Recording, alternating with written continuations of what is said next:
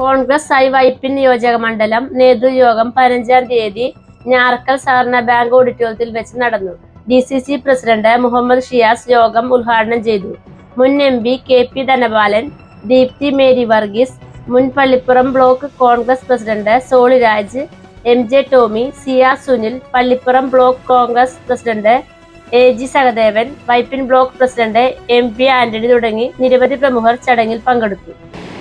ഇവിടെ എത്തിച്ചേർന്നിട്ടുള്ള ബ്ലോക്ക് ഭാരവാഹികളെ, മണ്ഡലം പ്രസിഡന്റുമാരെ, പോഷക സംഘടന ഭാരവാഹികളെ, സഹപ്രവർത്തക സുഹൃത്തുക്കളെ, ഈ യോഗം വിളിച്ചു ചേർത്തതിന്റെ ആവശ്യത്തെ കുറിച്ച് നേതാക്കന്മാർ വിശദമായി ഇവിടെ സംസാരിക്കുമെന്നുള്ളതുകൊണ്ട് ആ കാര്യത്തിലൊന്നും നടക്കുന്നില്ല.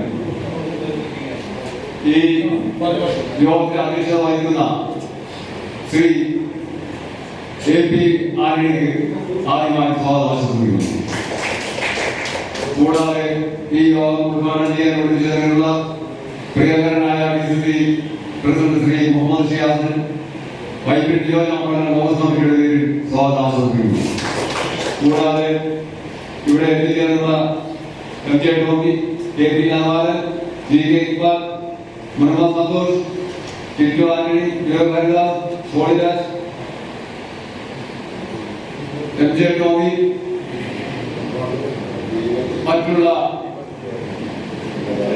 ജോയി, ഇവിടെ എത്തിച്ചേർന്നുള്ള മുഴുവൻ സഹപ്രവർത്തകർക്കും നിയോജക മണ്ഡലം കോൺഗ്രസ് കമ്മിറ്റിയുടെ പേരിൽ സ്വാഗതം. ജോയി, സ്നേഹം നിറഞ്ഞ നേതാക്കളെ, സുഹൃത്തുക്കളെ,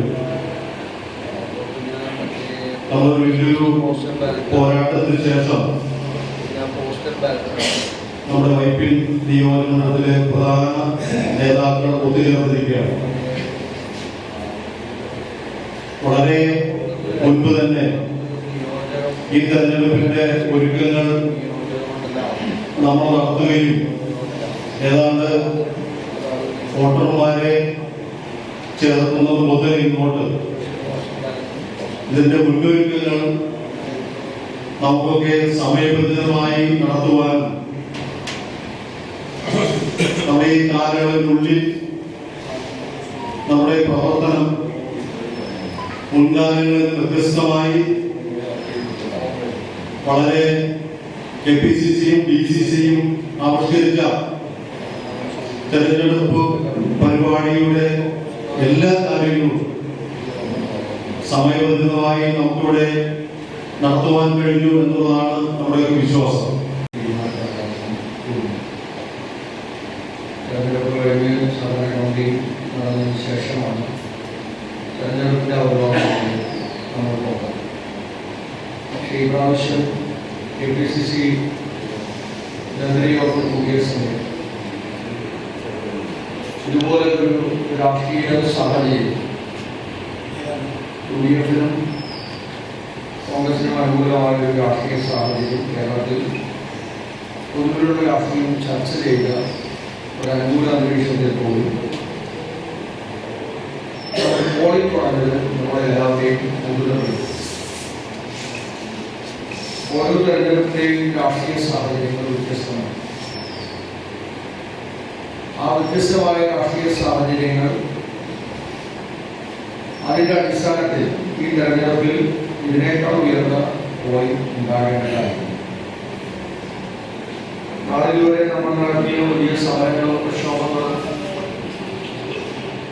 നമ്മളുടെ അധ്വാനം അതിനൊരു റിസൾട്ട് ഈ പാർലമെന്റ് തെരഞ്ഞെടുപ്പിൽ ഒരു മിന്നുന്ന വിജയം നമുക്ക് സൃഷ്ടിക്കാൻ കഴിയുമെന്നുള്ള ആത്മവിശ്വാസത്തോടു കൂടി പ്രവർത്തിച്ച നമ്മൾക്ക്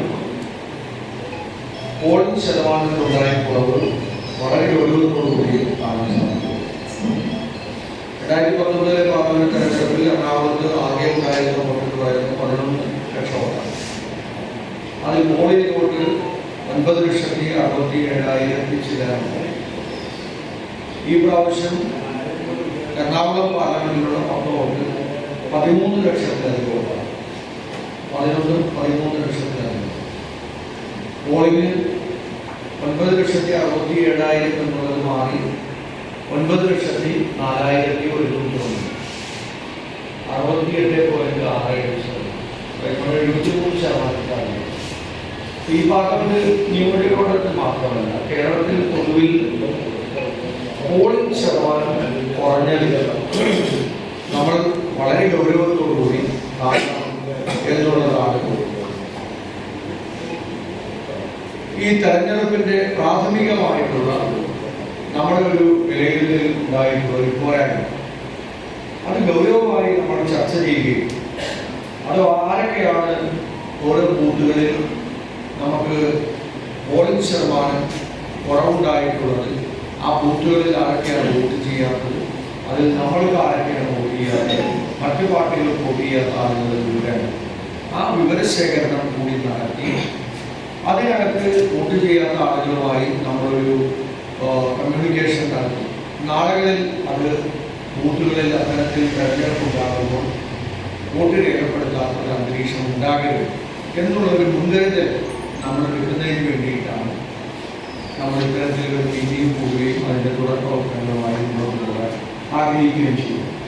ഇതിനകത്ത് നമ്മളൊരു വിശദമായ വിശകലനങ്ങളിലേക്കും മറ്റു കാര്യങ്ങളിലേക്കും ഈ തെരഞ്ഞെടുപ്പിൽ നമ്മൾ പോകുന്നു, ഈ യോഗത്തിൽ നമ്മൾ പോകുന്നില്ല. കാരണം തെരഞ്ഞെടുപ്പ് ദിവസത്തിൽ 4-ാം തീയതി വന്നതിന് ശേഷം നമുക്ക് മണിക്കൂറുകൾ നീണ്ട അല്ലെങ്കിൽ ഒരു ദിവസക്കാലം മുഴുവൻ ഇരുന്ന് ഓരോ ബ്ലോക്കുകളായി തിരിച്ച് ഓരോ മണ്ഡലത്തിൻ്റെയും ബൂത്തുകളിൽപ്പെട്ട പോരായ്മ അല്ലെങ്കിൽ അവിടുത്തെ അനുകൂല സാഹചര്യം അതെല്ലാം ചർച്ച ചെയ്യുകയും വരാനിരിക്കുന്ന തെരഞ്ഞെടുപ്പുകളിൽ അത് എങ്ങനെയാണ് സ്വാധീനിക്കപ്പെടുക എന്നുള്ളതിനെ കുറിച്ച് നമുക്ക് തീരുമാനങ്ങളെടുത്ത് മുന്നോട്ട് പോകേണ്ട രീതിയിലേക്ക് അതിനെ മാറ്റുകയും ചെയ്യും. ഈ മീറ്റിങ്ങിൻ്റെ ഒരൊറ്റ ഉദ്ദേശം നമുക്ക് പോളിംഗ് കുറഞ്ഞതുമായി ബന്ധപ്പെട്ടുണ്ടായ വിഷയങ്ങൾ ഗൗരവമായി നമ്മൾ ഉപയോഗിച്ച് എടുക്കണം എന്നുള്ളതാണ്. കഴിഞ്ഞ പ്രാവശ്യത്തേക്കാൾ എത്ര വോട്ടാണ് കുറവുള്ളത്? വൈകിട്ട് 13,000 വോട്ടാണ് കുറവ്. 13,000 വോട്ടാണ് വൈക്കം നിയോജക മണ്ഡലത്തിൽ കുറവ് വന്നിരിക്കുന്നത്. കഴിഞ്ഞ തവണ നമ്മുടെ ലീഡ് എന്ന് പറയുമ്പോൾ 23,000-ത്തിലധികമാണ് നമ്മുടെ ലീഡ്. അപ്പോൾ കഴിഞ്ഞ തവണ 23,000-ത്തിലധികം ലീഡ് നമുക്ക് ലഭിക്കുമ്പോൾ ഉണ്ടായിരുന്ന പോളിംഗ് ഇപ്രാവശ്യം ഉണ്ടായിരുന്ന 13,000 വോട്ടാണ് ചെയ്യാറുള്ളത്. അതിനകത്ത് നമ്മുടെ എത്ര വോട്ടുണ്ട് എന്നുള്ളത് നമുക്കൊരു പരിശോധന നടത്താം. ഇത്തര രാഷ്ട്രീയമായ ഒരു അനുകൂലമായ സാഹചര്യമായിരുന്നു നാട്ടിലുണ്ടായിരുന്നു. ഒരു പോളിംഗ് കുറഞ്ഞതുമായി ബന്ധപ്പെട്ടൊക്കെ പല രീതിയിലാണ് ആളുകൾ അതിനെ വിലയിരുത്തിയിട്ടുള്ളത്. ഒന്ന്, വോട്ടർ പട്ടിക വെരിഫിക്കേഷൻ നടത്തിയിട്ടുണ്ട്. മരണപ്പെട്ടവരും സ്ഥലത്തില്ലാത്തവരും ഒഴിവാക്കപ്പെട്ടിട്ടില്ല. അതുകൊണ്ട് തന്നെ വോട്ടർ പട്ടികയിൽ ആളുകളുടെ എണ്ണം കൂടുതലാണ് എന്നുള്ളത് തുടക്കത്തിലെ നമുക്കൊരു പരാതിയുണ്ട്. രണ്ടാമത്തേത് കഠിനമായ വേനലായിരുന്നു, വലിയ ചൂടായിരുന്നു. പിന്നെ നമ്മളൊരു മഴ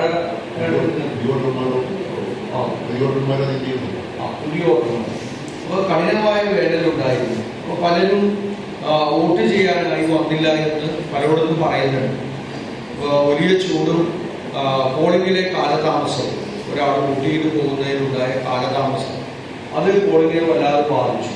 അത് ആ കാലതാമസം എടുത്ത് അടുത്ത ആൾ വോട്ട് ചെയ്യാൻ വരുന്ന ഒരു അന്തരീക്ഷത്തിലേക്ക് വരുന്നത് വലിയ ക്യൂ ഉണ്ടാക്കിയായിരുന്നു. വലിയ ക്യൂ ഉണ്ടാക്കിയപ്പോൾ എന്താ കേരളത്തിലെ എല്ലായിടത്തും ക്യൂ ആണ്.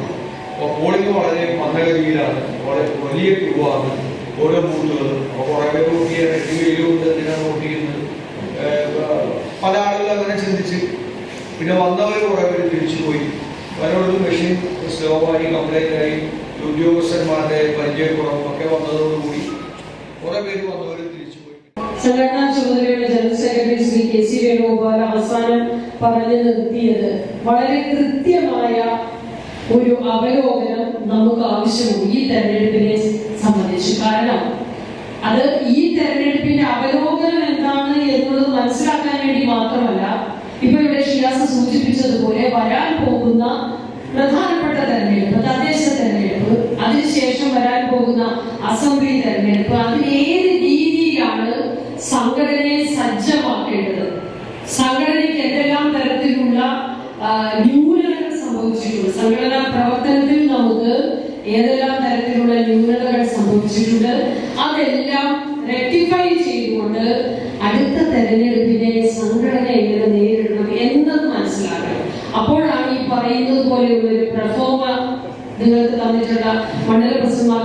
ഉണ്ടാകുന്നതാണ് ഞാൻ വിചാരിക്കുന്നത്. അല്ലെങ്കിൽ ഇതിന്റെ ഉണ്ട്.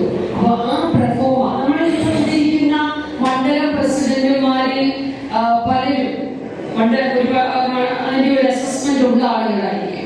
ബൂത്ത് പ്രസിഡന്റുമാർക്ക് കൃത്യമായ അസസ്മെന്റ് ഉള്ള ആളുകളുണ്ടാവും, തീരെ ഇല്ലാത്ത ആളുകളുണ്ടാവും. പക്ഷെ അതിനകത്തൊരു യൂണിഫോമിറ്റി ഇല്ലാതെയാണ് നമ്മൾ പോകുന്നത് പലപ്പോഴും. ഇപ്പം മാർക്സിസ്റ്റുകാരെ സംബന്ധിച്ച് അവരുടെ കയ്യിൽ ഇപ്പോ തെരഞ്ഞെടുപ്പ് കഴിഞ്ഞ് അന്ന് വൈകിട്ട് തന്നെ കൃത്യമായ കണക്ക് അവർക്ക് പിറ്റേ ദിവസം രാവിലെ കൊടുക്കണം, അല്ലെങ്കിൽ അന്ന് വൈകുന്നേരത്തിനുള്ളിൽ കൊടുക്കണം. നമ്മളെ സംബന്ധിച്ച് അത്രത്തോളം നമ്മൾ വളരെ കൃത്യമായിട്ട് കണക്ക് വേണമെന്നൊന്നും ആവശ്യപ്പെടാറില്ല. എങ്കിലും നമ്മുടെ ചില നന്നായി പ്രവർത്തിക്കുന്ന ബൂത്ത് പ്രസിഡന്റുമാരും മണ്ഡല പ്രസിഡന്റുമാരും അവർക്ക് വളരെ കൃത്യമായിട്ടുള്ള ഒരു കണക്കുണ്ടാവും. പക്ഷെ അത്തരത്തിൽ പോരാ, മുഴുവൻ മണ്ഡലങ്ങളും മുഴുവൻ ബൂത്തുകളും കൃത്യമായ ഒരു അവലോകനം. അപ്പൊ ഇവിടെ പറഞ്ഞ പോലെ എത്ര പേര് മരിച്ചു, എത്ര പേര് വോട്ടേഴ്സ് ലിസ്റ്റിലില്ല എന്നുള്ളത് മാത്രമല്ല, നമുക്കുണ്ടായിരുന്ന വോട്ടിൽ എത്ര പേർ വരാതിരുന്നു എന്നുള്ളതിന്റെ ഒരു കോളം കൂടി അതിനകത്തിട്ടുണ്ട്. അതിനകത്ത് ക്രമനമ്പർ എഴുതി ഇന്ന ബൂത്തിൽ ഇത്ര ആളുകൾ UDFന്റെ വോട്ടായിരുന്നു, ആ UDFന്റെ വോട്ട് ഇത്ര ആളുകൾ വരാതിരുന്നതിന്റെ കാരണം എന്താണെന്ന് കൂടി മനസ്സിലാക്കിയാൽ നമുക്ക് അടുത്ത തെരഞ്ഞെടുപ്പിൽ അത് പരിഹരിച്ച് അതെന്താ നമ്മൾ മനസ്സിലാക്കി. അത് വളരെ വിശദമായി ഷിയാസിനെ കുറിച്ച് പറഞ്ഞതിലേക്ക് ഇനി കടക്കുന്നില്ല. നമ്മൾ മനസ്സിലാക്കേണ്ട ഒരു കാര്യം, നമ്മുടെ തെരഞ്ഞെടുപ്പ് നടന്നപ്പോൾ നമ്മളുടെ പാർലമെന്റ് തെരഞ്ഞെടുപ്പിനെ നേരിട്ട സാഹചര്യമല്ല ഇന്ന് രാജ്യത്തുള്ളത് എന്നുള്ളത് നമുക്ക് പത്രമാധ്യമങ്ങളിലൂടെ അറിയാം.